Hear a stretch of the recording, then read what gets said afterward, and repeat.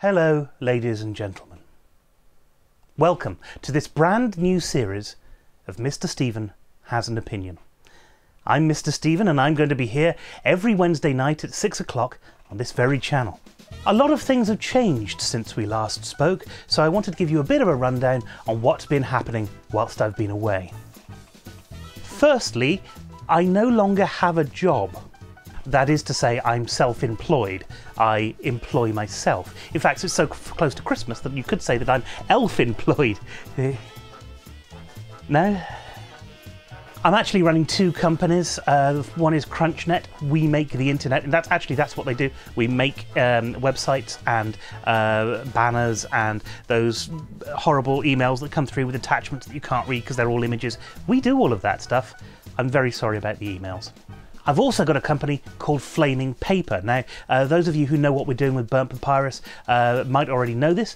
Flaming Paper is basically the corporate video arm of Burnt Papyrus. So if people want to hire us to do a Burnt Papyrus video, this rhymes far too much. Any corporate videos that need to be made, we're putting it through Flaming Paper, and that's our business selves, and we're going to use some of that money and hopefully pay us with some of that money as well in order to keep going, to keep producing some of the content that we're doing with Burnt Papyrus. Joe has his own channel now. It's really good. It's gaming videos, and I'll leave a link in the description below.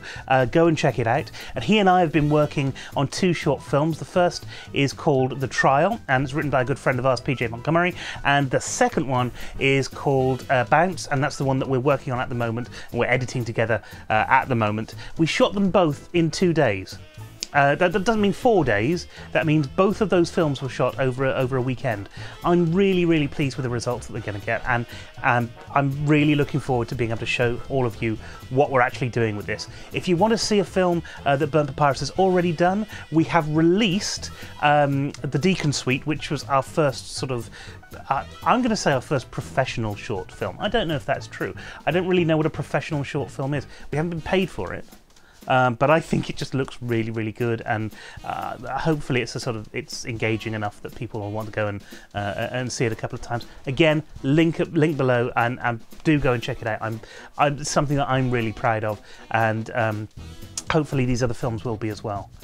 And I'm also working on our next big project. So one of the things when you make a lot of videos, you're always looking for that next thing, for that, well, what am I going to do next? What's after this? When I've finished all of this other stuff, and this one I've got, I hope we're going to be able to fund it. I hope we're going to be able to make it, because it'll be an absolutely fantastic feature or sort of 45-minute short. Stay tuned for all of that stuff. It's coming up, lots of things will be coming up after Christmas. Obviously, we're only a few weeks away from Christmas now, and so, you know, that's all on my mind. So stay tuned until then, and for now, please welcome back the title sequence.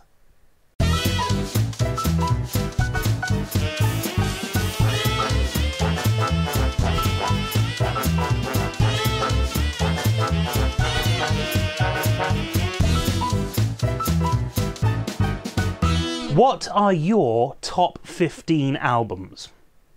That's a much more difficult question to ask than you realise, because what albums are going to make it into your top 15? I mean, really, which songs are good enough, which albums are good enough to be top 15 material, top 10 material, top 5 material? I mean, I don't know myself. So for me, my top 15 albums are all albums that have in some way changed me, or made me look at music in a different way, or in some way changed, shaped, affected, or given passion to my life.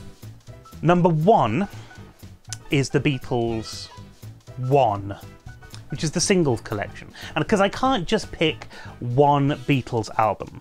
Their music was so diverse. I mean, it changed generations of lives. And so, you know, you can't just pick one album for that. You've got to do something that encompasses it all, and all of the singles together. I mean, this is music that has touched lives for decades and will probably keep doing so. This was, for me, it's a great look at the Beatles and a great look at what they do and what they've brought to music over the years. And so many #1 singles on one album, who'd have thought? Number 2 is Tommy by The Who. There's something about musicals that I've always loved, and there's something about rock that I've always loved. And Tommy, when I first heard this was the first time that kind of blended the two together in a way that, you know, it felt like rock. And it really opened up, in my mind, the possibilities of what you could do with music beyond a standard musical theatre thing or beyond a standard album. The Eagles' Hell Freezes Over. This is an album that I just adore. I mean, it's basically a live version of what the Beatles did. It's the Eagles' greatest hits on one album, but all done live. And it's got some really great tracks on there, and probably some of the best versions of some of these tracks done by people who really, really know what they're doing. For me, in particular, the acoustic version of Hotel California is something that has inspired me for years and probably will keep on doing so. Number 4 is Gorillaz by Gorillaz. I think this was the first time that I liked an album that was actually in the charts, beyond sort of film music and stuff. There's something on these albums for everyone, and Gorillaz I thought was just a really, really great album. And I don't know anyone who doesn't succumb to liking the Clint Eastwood at some point. Number 5, Ahah, Scoundrel Days, Don't Laugh. This was the first album that I ever got, and I begged my parents for it. And I think, in a way, it kind of pushed me into exploring music that other people weren't aware of, because that's what had happened. I got an album that I thought was the thing that other people were going to get, because everyone loved Ahah at the time, and it wasn't, and I still liked it, and I thought, oh, well, it's okay to like this stuff then. Number 6, Rufus Wainwright, Want 1 and Want 2. It's essentially two albums, but I think of it as a double album really. It's a his and hers album in essence, and it's really good. There's music on this album that you just sit to and listen to, and it just makes you cry. It's that beautiful, and I don't know much other music outside of sort of classical and outside of opera that really will touch you like that, and it's well worth getting, and something that you know, I followed his career since, and the first time I heard about him was actually on the Shrek soundtrack. He did a version of Hallelujah, and if you remember that version on Shrek, that's the guy I'm talking about. He's really, really good, very good magician. That's not right. Very good musician, and really worthwhile listening to. Number 7, Barenaked Ladies, Everything to Everyone. Over the years, Barenaked Ladies has kind of become my band, you know, the band that my go-to band if I want to listen to music. It's the default setting of, oh, I want to listen to some music. Which Barenaked Ladies album shall I put on now? I mean, it's not the only one. I'm listening to sort of Sister Hazel and yeah, Blues Traveller, and probably lots of stuff you've never heard of before. But there's something about Everything to Everyone in particular that I think is kind of the epitome of Barenaked Ladies, and that's why that's the album that's reached this particular point in the rundown of albums that I like. I mean, it's got some great music on there. It's got Another Postcard, which is, if you remember, 1 Week, which was one of their first big, well, their only big hit in the UK. It's got songs that are reminiscent to that. If you remember any of their other songs, it's got sort of bits and bobs from all of them in. But it's also got the brilliant War on Drugs, which is a song that will make you cry. And it's just a great album. There's an acoustic version of it as well. Not the whole thing, but just a few tracks from it. And those are really worth getting as well, because again, it just shows a great band doing great music in a great way. Number 8, Skin by Skin, and I'm guessing that most of you won't have heard of this band either. They're Scottish, I think, rockers. They were on Donington in '96, which is how I came across them, and I really like their stuff. They're really sort of a modern day Guns N' Roses. I think that, you know, it's really good, strong, solid rock music, which at the time was going out of fashion, and I think that's why we didn't hear as much of them as we probably should have done. But I always thought they were a really great band. They harken back to Guns N' Roses, to Iron Maiden, to Aerosmith, and you know, it's great stuff. Look it up if you can. because it's fun music, you know, it's just fun. Number 9, Iron Maiden, Somewhere in Time. This, for me, is kind of the lost Iron Maiden album. Nobody ever talks about it. They always talk about Number of the Beast, or, you know, they even talk about the compilation albums before they'll talk about Somewhere in Time. But it's a really great. It's got songs like Alexander the Great on there, which is it's another historical. This is what happened to Alexander the Great song. Iron Maiden do lots of stuff like this in other albums, but there was something about Somewhere in Time for me. It's actually the first Maiden album that I got, which shows you how late I actually got into listening to them as well. Really great stuff from a really great band who really know what they're doing. And Bruce Dickinson, man, that voice, I mean, Jesus, you just can't sing like that, but he can.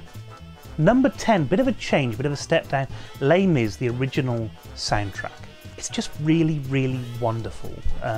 It's one of my favourite musicals anyway, and to hear sort of the roots of it, where it originally came from. Things have slightly changed over the years, but not a lot. Seeing where it came from is actually a really great way of sort of starting a journey with this particular musical. Number 11, Spinal Tap, Break Like the Wind.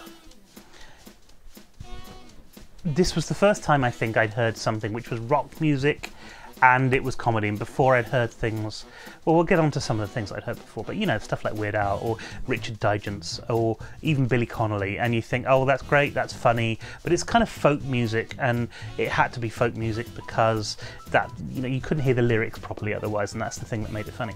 Break Like the Wind, Spinal Tap, the whole thing that surrounded them, it's just humour upon humour, meta humour you might call it, and it's just a joy, and it's ridiculously silly and it's ridiculously funny, and it parodies everything about rock music. And if you'd listened to enough rock music, if you've seen the documentaries, if you've read the books and the exploits of the various different bands across the ages, then this is what Spinal Tap's all about, and this is an album that kind of celebrates that mentality as well.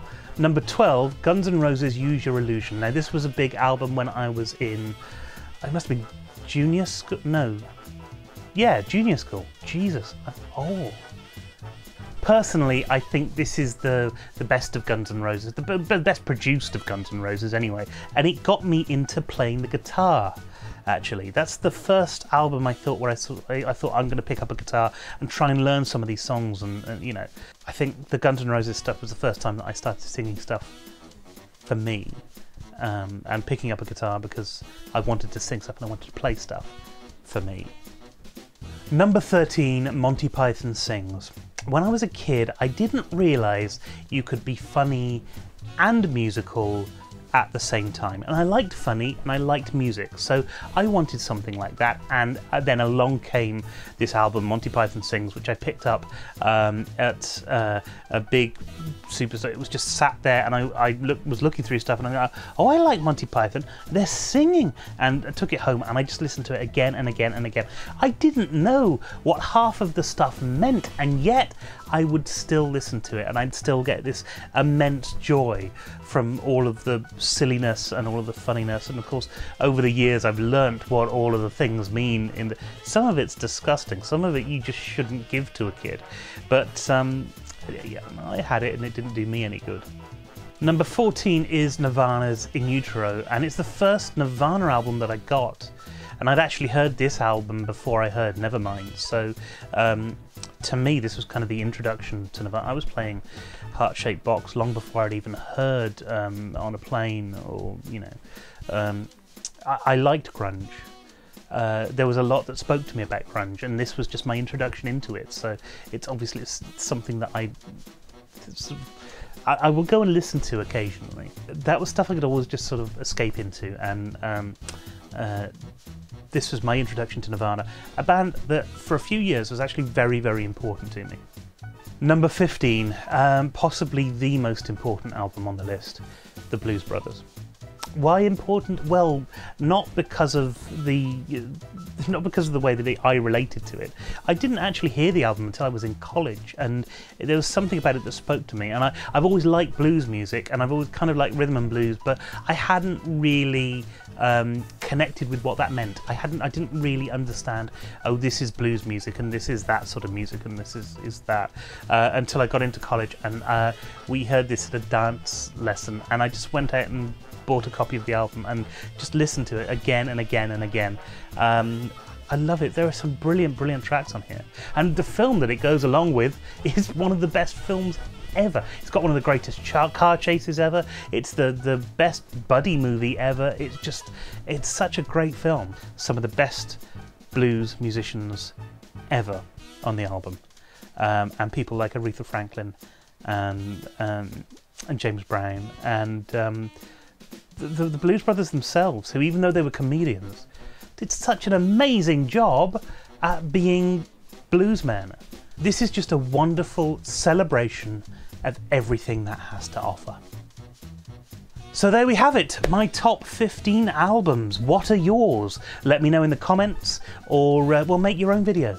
Make your own video and send it to me, tag me in it, and I'm going to tag a few more people in this, and hopefully they'll make videos as well. And yeah, let's see what people like in the way of music. So until next week, that was my opinion. I'll see you 6 o'clock next Wednesday for another stunning, sparkling, brand new episode of Mr. Stephen Has an Opinion. Good night.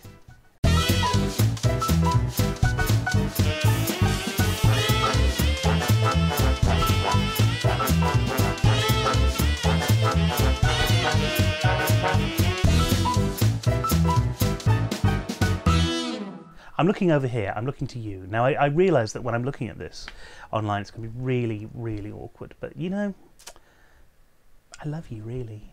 Yeah, I'm talking to my telly. Go figure. It's the most meaningful relationship I've got. Don't tell that to the PC.